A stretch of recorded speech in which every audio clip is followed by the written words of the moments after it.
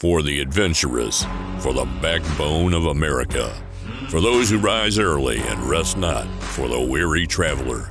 Welcome to the Squatch Grist Truckin' Podcast, where we dive into the world of trucking. Whether you're just starting or a seasoned vet, join us on this adventure. We're journeying into the heart of trucking, where legends are born and the asphalt stretches into the unknown. This is where bravery and freedom collide, where truckers aren't just truckers, but explorers of the vast, untamed highways.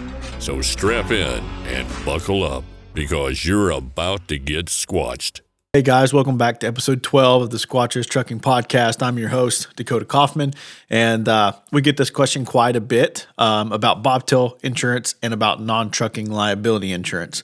And so today's episode, we're just going to talk about the difference between the two, what they are, what they cover, what they don't cover, when you need it, and when you don't need it. All right, so let's talk about bobtail insurance first. Bobtail insurance is it's liability coverage, auto liability, and it's for drivers operating under somebody else's trucking authority. So if you're operating under somebody else's DOT authority, that's what bobtail insurance is for. It's when you don't have a trailer attached or you're not dispatched on a load. And so when you are dispatched on a load or you're hauling a load under that DOT number, bobtail coverage isn't going to be in effect. Their auto liability is what's going to cover you and their cargo insurance. But when you aren't dispatched, you're not hauling a load for them, then at that point, that's when the bobtail would kick in. So let's just say you just dropped off a load, and when you leave that trailer and you go off of dispatch, at that point, bobtail coverage would kick in. So that's what bobtail coverage. And so, you drop a trailer off, you drop a load off, boom. Bobtail insurance kicks in. And most of the time, bobtail insurance will include physical damage for your truck as well. But at minimum, it's going to be auto liability for when you're not dispatched on a load. And so bobtail coverage covers the same things that auto liability does. It's just when you aren't dispatched on a load or you're not hauling a load for somebody else's authority. But it's going to have the same coverage for medical payments, for damage to property or somebody else's vehicle, stuff like that. Bobtail coverage will include that. And then if you have physical damage on your truck, it's also going to cover theft and hail damage or storm or fire, stuff like that. So when do you need bobtail insurance? Most of the time, if you're operating under somebody else's authority, that carrier is going to tell you, hey, you need to get bobtail insurance. Or if you drive your truck a lot where you're not dispatched on a load and you're deadheading somewhere, you need it then for sure. And then a lot of times, non-trucking liability and bobtail insurance, those two terms are used almost synonymously a lot, but they shouldn't be because they're not the same coverage. These two insurance coverages are pretty different. And so let's talk about what coverage for sure that you need for your company. If you're thinking about getting non-trucking liability or bobtail, let's talk about that and find out for sure about which coverages you need. Okay, so non-trucking liability, it also protects when you're not dispatched on a load or you're not hauling a trailer or anything like that. But it will not provide coverage if you're doing anything under dispatch that could fall under, their authority, like when you're operating under their authority. However, if you get in an accident while you're running errands or something like that, non-trucking liability insurance, that policy would cover the costs and for the auto liability and stuff. So if you're a hot shot, this is a good example. Let's say you're a 1 ton or 3/4 ton hot shot, and you're not hauling a load on a commercial basis. Even if you have your own operating authority, you still need to get a non-trucking liability policy for when you're not doing something commercial. And so, all right, let's recap that. If you're like a hot shot, for this example, a 1 ton, 3/4 ton, something like that, when you're not dispatched on a load, even if you have your own authority, you need to get non-trucking liability for when you're not hauling a load. Bobtail insurance covers you when you don't have a trailer attached, and that's why it's called bobtail, right? You're deadheading, you're bobtailing. And so this would be like you're driving under somebody else's authority, but you don't have a trailer hooked to it. And that could be like on your way to the next dispatch, right? And so bobtail is going to be more for like short term in between two loads. Non-trucking liability is a little more permanent, if that makes sense. So non-trucking insurance is liability only.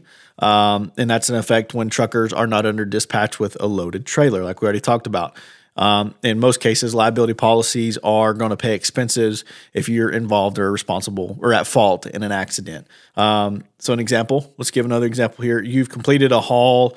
You're no longer under dispatch. And instead of driving straight home, now at this point, you use your truck to pick up some groceries, right? Your rig slides on some ice, and in an effort to stop, you knock over a stop sign. Non-trucking liability would cover the property damage in that regard. In the event where another driver is involved, non-trucking liability would cover the damage to the other person's property, such as like their vehicle, medical bills, legal fees, and even settlements if it comes to that, right? But a non-trucking liability doesn't cover physical damage for your truck. That's a separate part of that policy. And so that protection would fall under your physical damage coverage. But everything that needs to be paid out to somebody else, like you're at fault in an accident, medical payments, legal fees, all that stuff is going to fall under non-trucking liability. But the physical damage portion is a separate thing, right? And those can even be two separate policies. And so that's just something to note when you're shopping, or if you need non-trucking liability, it's probably by itself doesn't include physical damage. You're going to need to request that. And this is another question we get a lot. Do owner-operators need non-trucking liability coverage? So this is somebody that has their own authority. They operate under their own DOT number. They have their own MC number. They operate for their company. Nobody else's. They're not under dispatch of anybody else's authority. And so we get this question a lot. Do I need non-trucking liability? So let's just go over some examples of why you might need non-trucking liability. If you drive your truck to run errands or other non-business purposes, to cover the cost of physical damage if an accident occurs. And again, that's a separate thing that you'll need to add to that, but it's going to be if you're just running errands or you're not on business or commercial stuff. And this is to cover medical expenses, to help cover costs of a lawsuit. And then another one is obviously your motor carrier requires you to obtain non-trucking liability insurance, but that doesn't really apply if you're operating under your own authority. So if you're operating under your own authority, again, the hotshot example, right? Like, let's say you got done with a load and you're stopping by the grocery store, or you have to stop at a place to get something, but you're not on a load or you're not doing anything commercial. Your commercial policy, your auto liability commercial policy that you have for your own authority, could decline a claim if you're not actually hauling a load. And so if you're using your truck for personal stuff, get a non-trucking liability policy as well. For example, we had somebody that didn't have it was a hot shot, didn't have a non-trucking liability policy, and he had a personal policy, and it wasn't anything to do with us in that regard, but they didn't have the right coverage that they needed, and their truck caught on fire while they were hauling a load, and so their personal policy didn't cover it. And so if you're number one, if you are hauling stuff, you need a commercial policy. Number two, if you're doing personal stuff outside of your commercial stuff with your same vehicle, you need to get non-trucking liability, right? And so, or you have your personal policy, right? But non-trucking liability would be for semis, stuff like that, hot shots, where maybe in between loads you're going to be doing something. And so that's just that liability portion for when you're not hauling a load is the simplest way to put it. So to simplify a little bit here, a semi driver's commercial policy, the truck insurance policy, is going to cover you from dispatch point until your haul has been completed. So till that load's completed, your truck insurance is covering that, right? But typically, non-trucking liability insurance, that fills the gap in coverage for when your truck isn't being used for a revenue generating purpose. In simple terms, that's the most basic. That is in essence what non-trucking liability is. In almost all cases, though, motor carriers are going to require you to get non-trucking liability, and whether it's a owner-operator contract or whatever. And in some areas that you have to have it by law, they're required to offer the coverage to you. So if you're the owner-operator driving under your own authority, non-trucking liability may be covered under your primary commercial vehicle insurance. So if you're operating under your own authority, your policy that you have now may cover non-trucking liability. That's something that you need to check when you're getting quotes or whatever, or look at your existing policy and look at it and say, does it cover, or ask your agent or carrier, whoever, if it covers non-trucking liability. Okay, so just to wrap up this episode here, let's talk about cost. How much does non-trucking liability cost and bobtail coverage cost? And so it's going to depend on a myriad of factors, right? It's going to depend on what you're hauling, the equipment that you're using, how expensive the equipment is that you're using, operating at radius, your lease agreement, all of those things are going to be factored into it. The biggest things that are going to impact a bobtail policy.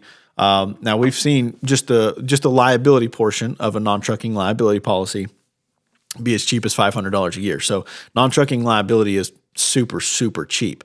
Now, if you add physical damage onto it, it adds a little bit to it.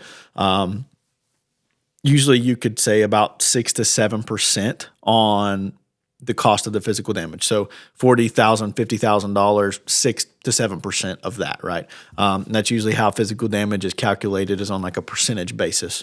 And so you can get a rough estimate, of what it would run. That's if you have a clean driving record, no accidents, stuff like that. And that's a huge generalization because everybody's going to be a little bit different.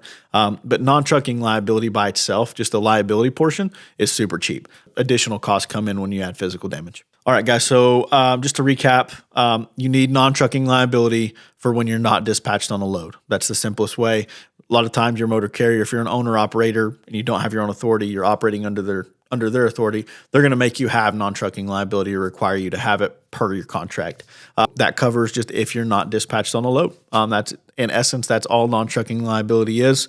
But guys, we hope you enjoyed this episode. Tune in next week for another one. And we produce content every week, specifically just for trucking. And we specialize in trucking insurance, and we have a compliance company and a couple other things. We'd love to hear from you, love to get some feedback from you, and love to help you out with any of those services that we have. I'll link everything in the description below. Thanks for tuning in, guys. We appreciate you. We'll see you on the next one.